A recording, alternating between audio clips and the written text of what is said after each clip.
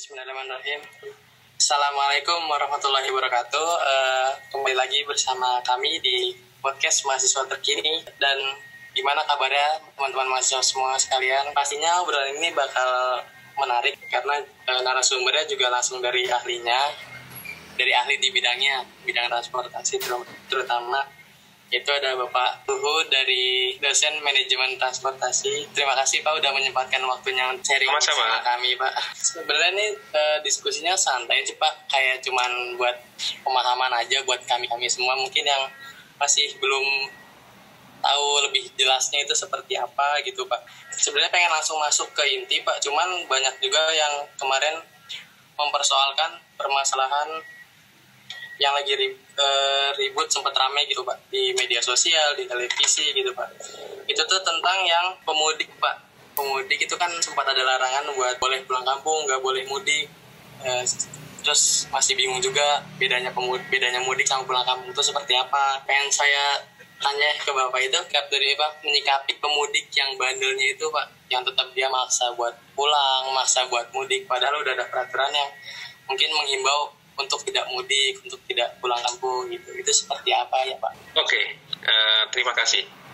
Saya mungkin agak meluruskan yang pertama tadi disampaikan bahwa akhir-akhir ini ramai ada izin untuk mudik gitu. Mungkin saya mau meluruskan bahwa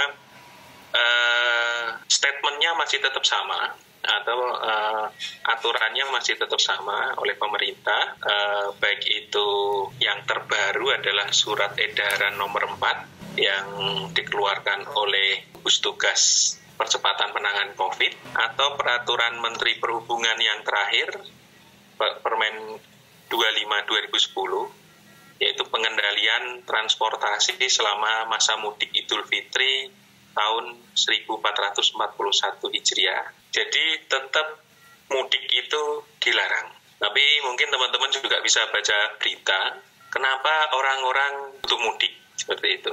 Sebagian mudik dirasa adalah kebutuhan untuk bersilaturahmi dan sifatnya tahunan. Kemudian yang memaksakan mudik dimungkinkan adalah mereka yang baru terkena PHK.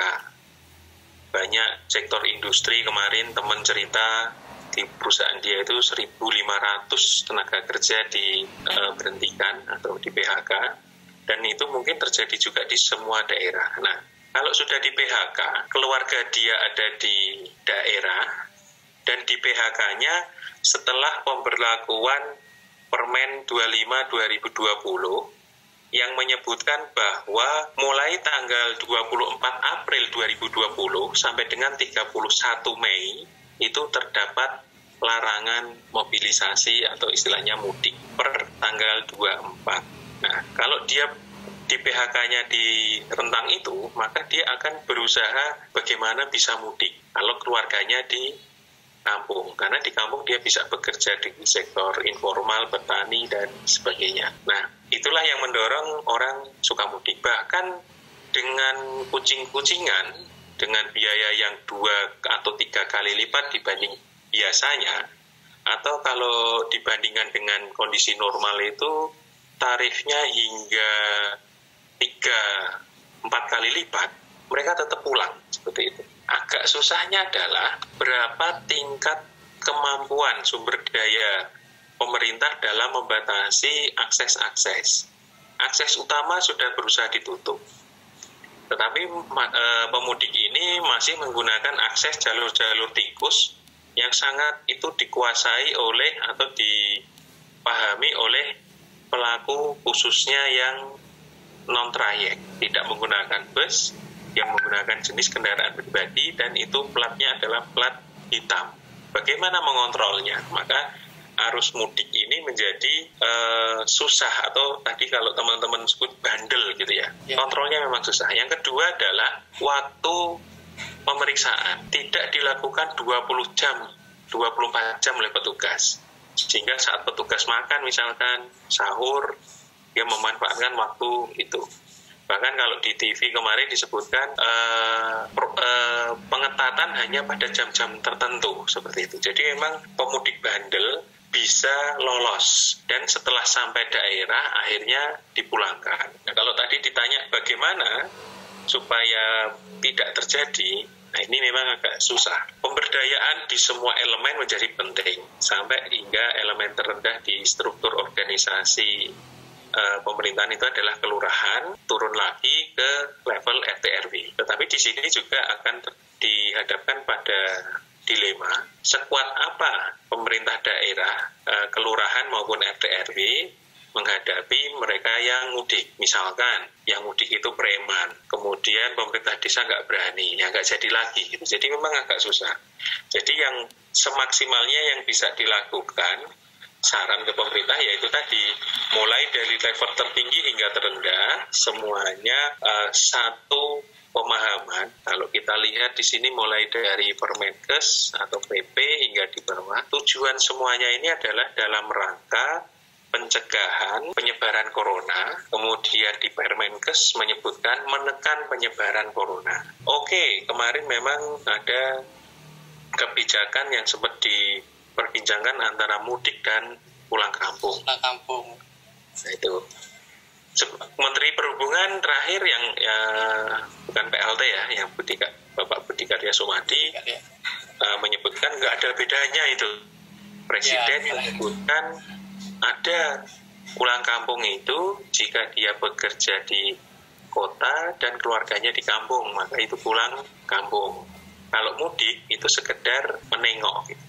Nah mungkin kalau itu kita sepakat bahwa definisinya seperti itu, berarti di level daerah harus menyiapkan. Kalau yang namanya pulang kampung, berarti waktunya cukup lama dibanding mudik, maka harus ada karantina. Kalau karantina mandiri tidak efektif, ya yang harus dilakukan karantina oleh pemerintah daerah secara masif. 14 hari dia memang benar-benar dikarantina. Itu bentuk pencegahan. Kemudian himbauan kepada perusahaan yang mempunyai karyawan untuk melarang mudik karyawannya. Jika tidak, dan nanti diketahui di jalan, ketangkep, dan karyawannya itu dari perusahaan tersebut, maka perusahaan tersebut bisa dikenakan sanksi, misalkan seperti itu. Jadi, pemberlakuan sanksi untuk negara berkembang yang tadi dikatakan pemudiknya bandel, itu menjadi perlu. Nah, cuman kemarin didiskusi juga, apakah penegak hukum yang ada di lapangan juga menjalankan fungsinya dengan kuat, gitu. Karena kita juga tahu ada sentimen negatif bahwa pejabat di kita itu adalah pejabat yang menerima korupsi, gitu. Karena ditemukan juga beberapa operator yang masih bisa jalan. Loh, kok ada yang lainnya tidak boleh jalan, kok dia bisa jalan. Terus ada juga yang kemarin disebutkan di simbol transportasi ada kedatangan pemudik dan sebagainya. Nah, inilah tadi kalau bicara pertanyaannya bagaimana tindakan pemudik bandel. Yang pertama adalah penegakan hukum yang kuat. Yang kedua, koordinasi antara level atas hingga bawah itu dalam satu kata. Kalau sementara ini kita lihat tadi terjadi perbedaan persepsi masing-masing, baik itu di level atas hingga daerah, itu perlu disepakati. Mungkin seperti itu. Terima kasih.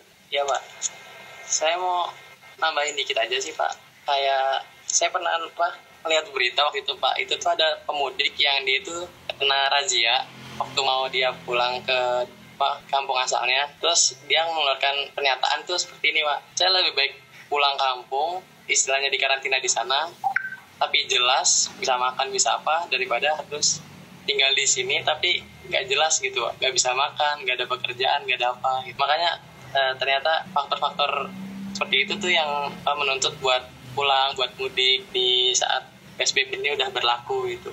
Itulah yang mendasari ada perbedaan definisi antara mudik dengan pulang kampung. Jadi walaupun akhirnya di lapangan itu menjadi susah membedakannya, mana ini mudik, mana itu pulang kampung.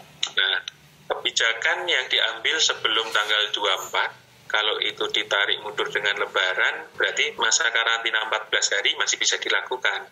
Jadi terserah kalian mau istilahnya mudik atau pulang kampung, yang penting esensinya dia bisa melakukan karantina 14 hari. Nah, ada juga yang mungkin keluarganya yang dipulangkan. Jadi sebenarnya dia tinggal di Jakarta gitu, atau di kota-kota besar. Cuman dia pengen lebaran keluarganya ini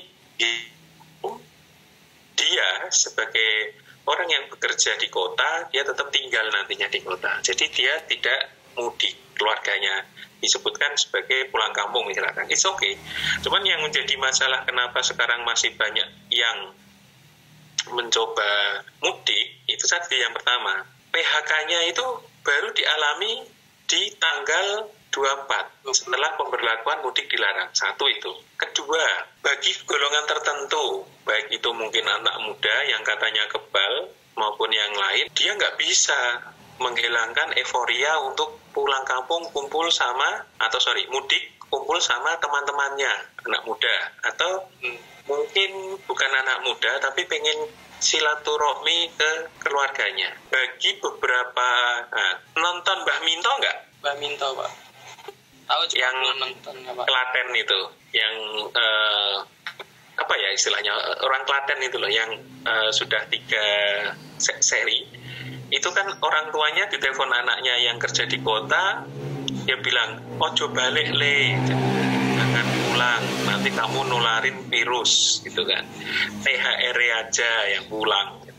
Nah, kalau orang tuanya yang seperti Mbah Minto, yang istilahnya sadar, maka bisa menahan anaknya untuk tidak pulang. Tapi belum tentu loh keluarga yang lain mempunyai pemikiran yang sama. Jangan-jangan gak apa-apa pulang saja. Jadi anaknya justru didorong untuk pulang gitu, atau keluarganya didorong untuk pulang. Jadi akhirnya ya peluang tadi bandel itu jadi dilakukan seperti itu. Jadi memang perlu sosialisasi dan kesadaran masyarakat. Berarti emang dipengaruhi oleh banyak faktor ya, Pak, dari beberapa faktor, dan yang paling penting itu semua elemen yang terkait itu harus satu pemahaman, satu pemikiran, biar itu tuh bisa dicegah, bisa tidak dilakukan, seperti itu ya, Pak. Iya, betul. Masih seputar kemarin juga sih, Pak, kebijakan-kebijakan kemarin juga nih, Pak. Masih ada kaitannya sama yang mudik kemarin. Itu yang kebijakan transportasi sudah mulai beroperasi kembali hari Kamis kemarin, tanggal 7. Padahal ini tuh masih di tengah-tengah larangan mudik, larangan pulang kampung, dan di tengah-tengah kebijakan PSBB, Pak. Nah, kalau menurut pandangan Bapak ini, dari kebijakan itu gimana, Pak? Apakah sinkron dengan kebijakan-kebijakan sebelumnya, atau timpang tindih, atau seperti apa, Pak? Oke, mungkin yang pertama kita jika lihat kebijakan kembali lagi, goalnya dalam rangkanya adalah pencegahan penyebaran corona. Goal utamanya adalah itu. Mungkin ada goal-goal yang lain, sebagai contoh, jangan sampai juga karena corona mematikan semuanya, ekonomi. Karena nanti ekonomi mati berdampak pada sosial hingga politik kerusuhan. Benar atau tidak, saya baca di berita, di Brasil itu sampai akhirnya tentara yang mengambil alih karena kerusuhan gitu. Jadi sudah rusuh, jadi memang tentara. Kalau tentara sudah nggak berpikir lagi mengenai nyawa, berpikirnya ke negara, keselamatan negara. Nah, yang disampaikan kemarin di tanggal 7 Mei 2020 oleh Menteri Perhubungan di depan Dewan, kalau nggak salah Komisi 5, itu statement yang diartikan berbeda mungkin di berbagai media. Jadi, statement Menteri kemarin yang istilahnya membuka semua moda transportasi, itu tetap kalau saya dengar dari bagian humasnya Kementerian Perhubungan, itu masih masuk dalam koridor Permen Perhubungan 25/2020. Justru yang agak berbeda dibandingkan Permen 25/2010 maupun Permenkes 9/2020 atau Surat Edaran 4 yang gugus tugas, itu adalah operasional pesawat terbang sebelum tanggal 7 itu. Kalau nggak salah hari apa ya, itu khusus pesawat terbang melayani untuk kepentingan bisnis. bisnis for all, untuk semuanya. Nah, berbeda dengan kalau teman-teman baca peraturan yang lain, bahwa lembaga pemerintahan atau swasta itu boleh untuk perjalanan bisnis, tetapi meliputi, baca Iya, silakan, Pak.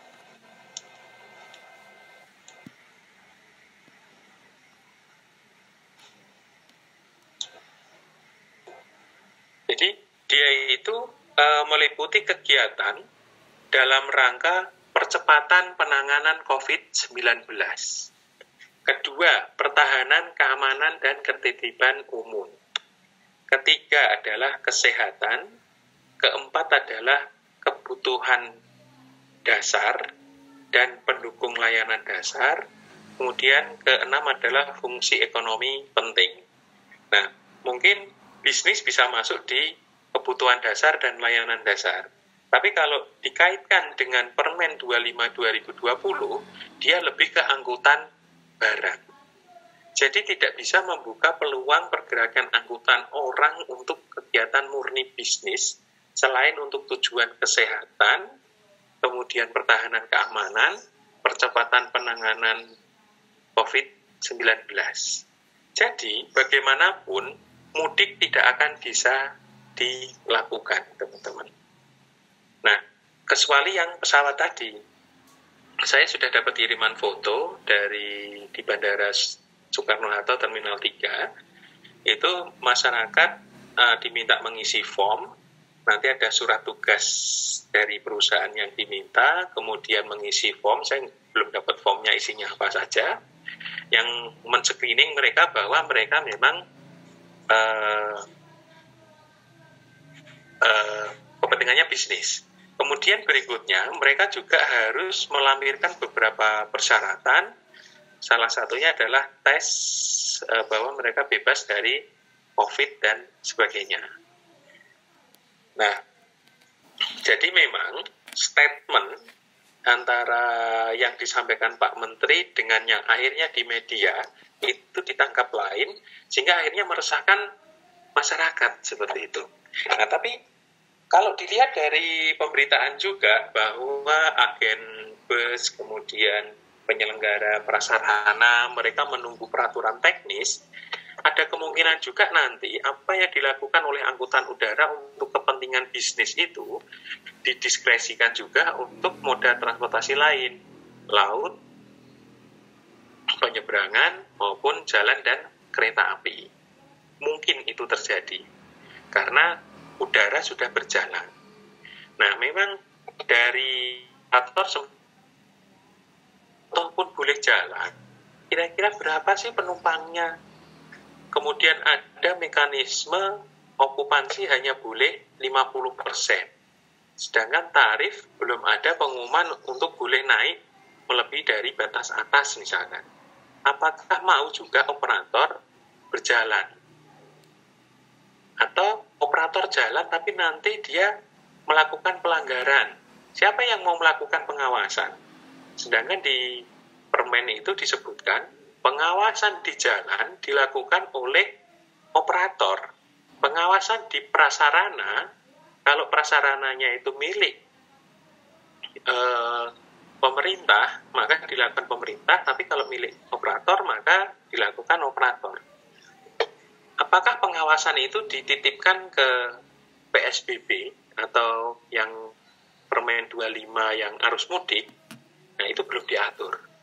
Jadi di sini kalau ditanya, kalau kepentingannya hingga sampai ke Lebaran yang tinggal 2 minggu ini, saya rasa sebaiknya kelonggaran angkutan transportasi orang khususnya tidak perlu dilakukan terlebih dahulu, karena akan berdampak signifikan kembali lagi pada goalnya penyebaran virus corona. Mungkin kalau bisa dilihat beberapa tren hari kemarin, penyebaran tertinggi justru di luar Jakarta. Hari ini kembali Jakarta trennya meningkat seperti itu. Nah, menurut saya hingga 12 hari ke depan, hingga mudik mudik lebaran, kebijakan itu jangan diterapkan dahulu.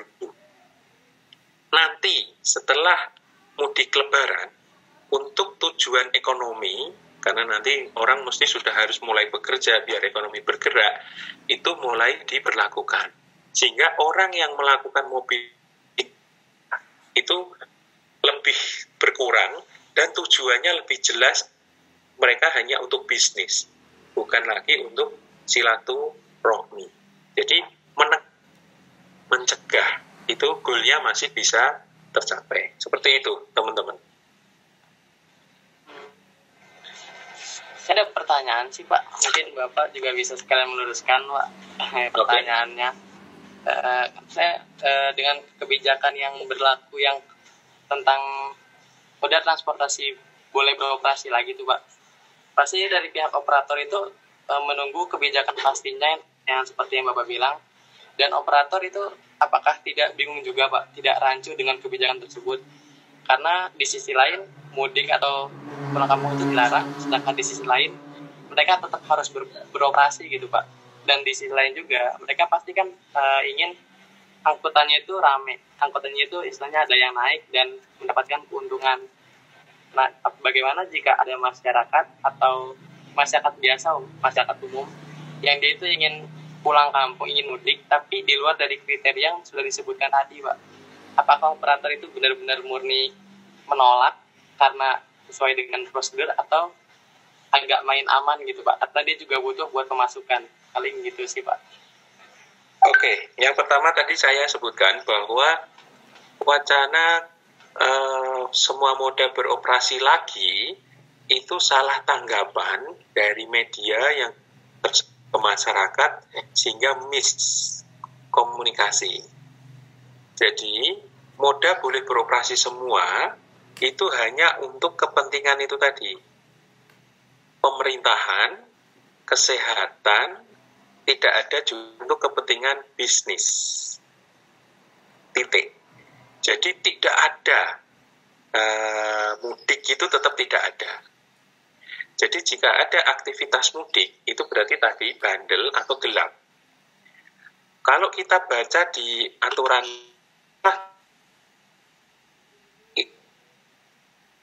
saya cari dulu ya. Kalau nggak salah itu setelah tanggal 9,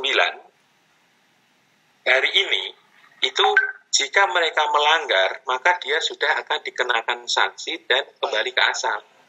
Kalau tanggal 24 sampai tanggal 7,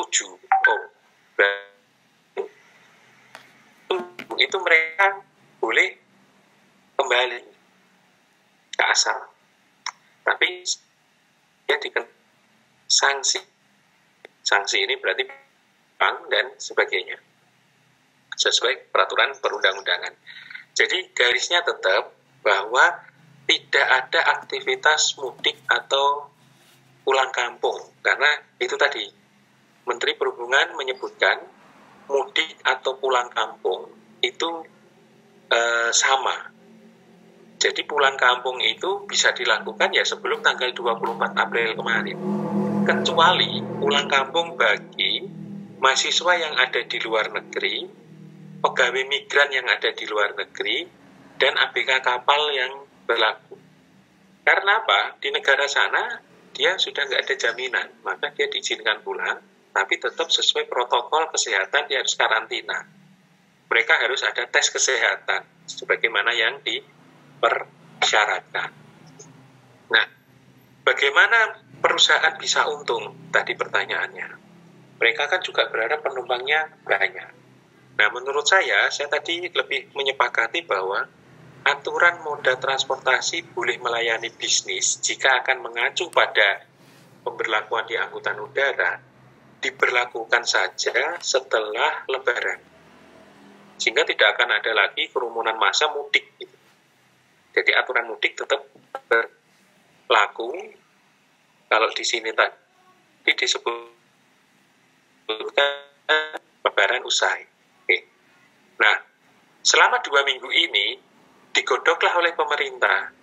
Apakah tarif itu yang naik, tetapi tetap tidak memberatkan masyarakat? Kemudian apa insentif yang perlu diberikan oleh pemerintah? Sekarang ini beberapa proyek di perhubungan, di Kementerian Perhubungan, itu dipending, dibatalkan, tidak jadi, dan sebagainya.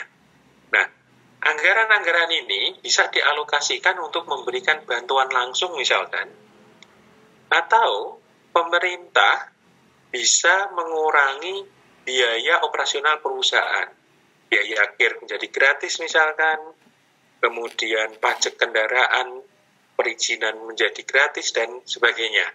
Itu usaha-usaha yang mungkin bisa dilakukan untuk menyeimbangkan antara besaran pendapatan operasional nanti dengan biaya operasional yang harus dikeluarkan oleh pengusaha tersebut. Seperti itu. Seperti itu, Mas. Jadi penekanannya tetap satu. Mudik tetap tidak boleh hingga saat ini.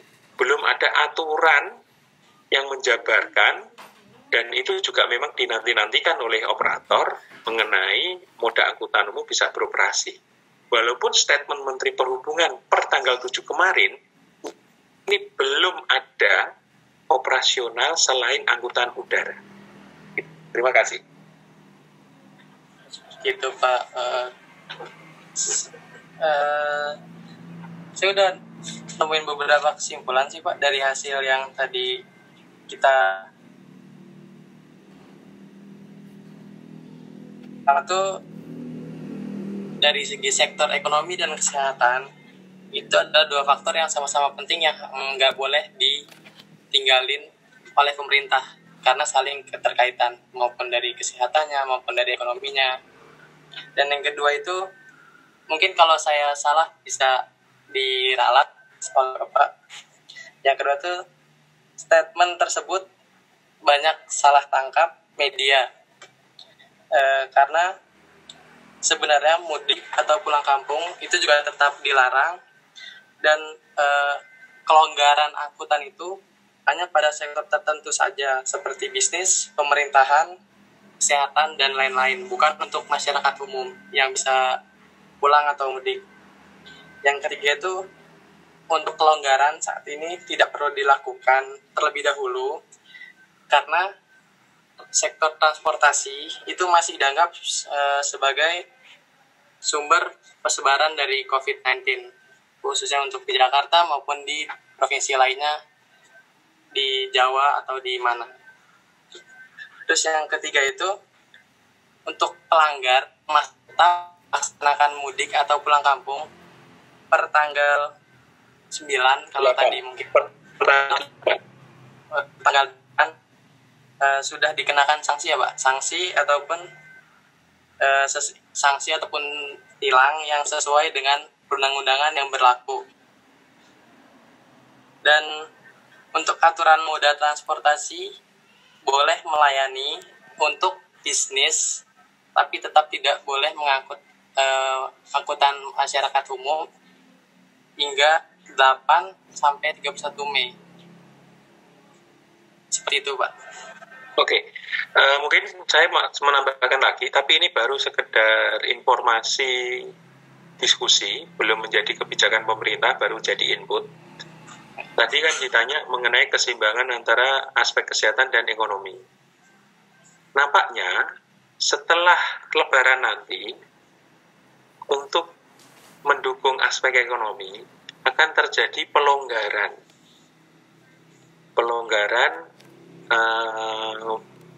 PSBB.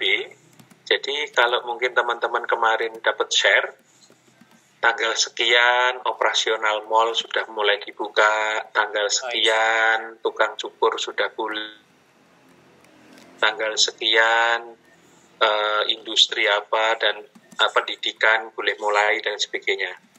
Itu juga sudah dilakukan di negara-negara lain, ya karena pengen menjaga keseimbangan. Mungkin ekonomi akan dijatuhkan hingga sebelum Lebaran. Setelah Lebaran, ekonomi mulai diangkat, kesehatan agak ditinggalkan. Nanti kalau akan dilihat lagi equilibriumnya, kapasitas kesehatan masyarakat dengan yang membutuhkan tinggi mana. Kalau diprediksi akan tinggi kebutuhan, akan ada pengetatan lagi gitu. Jadi nanti akan ada kebijakan yang memang berubah-ubah karena menjaga kepentingan tadi. kesehatan masyarakat dan ekonomi masyarakat. Mungkin seperti itu. Terima kasih. Ya, terima kasih Pak untuk informasinya juga dan untuk sharing pemahamannya juga. Ini berhubung waktu sih Pak, kita dikejar waktu juga katanya. Yap. Udah mau habis katanya. Terima kasih banyak Pak untuk sharingnya. Nanti jika ada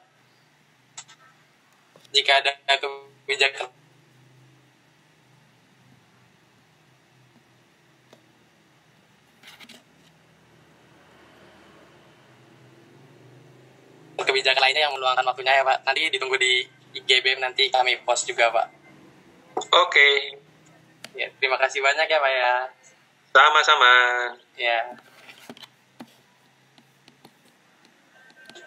Terima kasih Pak. Sama-sama. Waktunya udah tinggal 4 menit katanya Pak. Iya Pak. Pas berarti. Ya. Terima kasih ya Pak. Terima kasih banyak ya Pak ya. Assalamualaikum. Yo. Terima kasih. Assalamualaikum. Waalaikumsalam warahmatullahi wabarakatuh.